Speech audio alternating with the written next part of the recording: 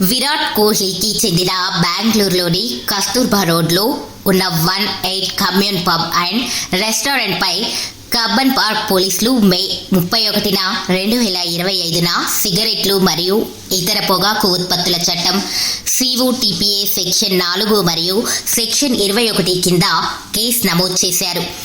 పబ్లో ధూమపానం కోసం ప్రత్యేకంగా కేటాయించిన స్మోకింగ్ ఏరియా లేకపోవడం ఈ చర్యకు కారణం.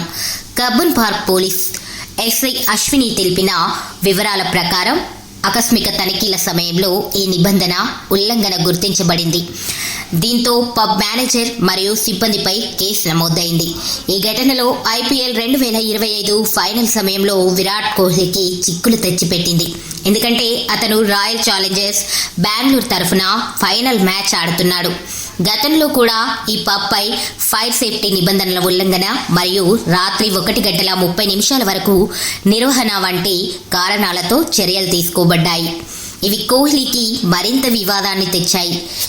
ఈ కేసు నమోదు ఐపీఎల్ 2025 ఫైనల్ మ్యాచ్కు ముందు జరిగింది.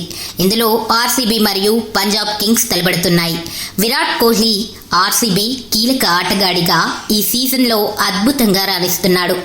క్వాలిఫైర్ 1లో పంజాబ్పై 8 వికెట్ల విజయంతో ముఖ్య పాత్ర పోషించాడు. అయినప్పటికీ ఈ చట్టపరమైన సమస్య అతని బిజినెస్ వెంచర్పై దృష్టిని తీసుకొచ్చింది. ఇది ఫైనల్ మ్యాచ్పై అతని దృష్టిని ప్రభావితం చేయవచ్చు.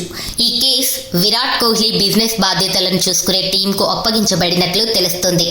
ఎందుకంటే అతను ప్రస్తుతం ఐపీఎల్ ఫైనల్పై దృష్టి సారించాడు. పబ్ నిర్వహణ బృందం స్మోకింగ్ ఏరియా ఏర్పాటు చేయడం ద్వారా ఈ సమస్యను పరిష్కరించే అవకాశం ఉంది.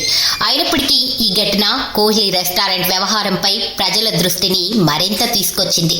ముఖ్యంగా గతంలో జరిగిన ఫైర్ సేఫ్టీ మరియు సమయ పరిమిత ఉల్లంఘనల కారణంగా ఈ కేసు ఐపీఎల్ ఫైనల్పై నేరుగా ప్రభావం చూపకపోవచ్చు.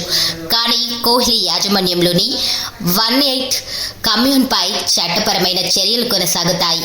ఇది అతని వ్యాపార కార్యకలాపాలపై మరింత పరిశీలనకు దారితీస్తుంది.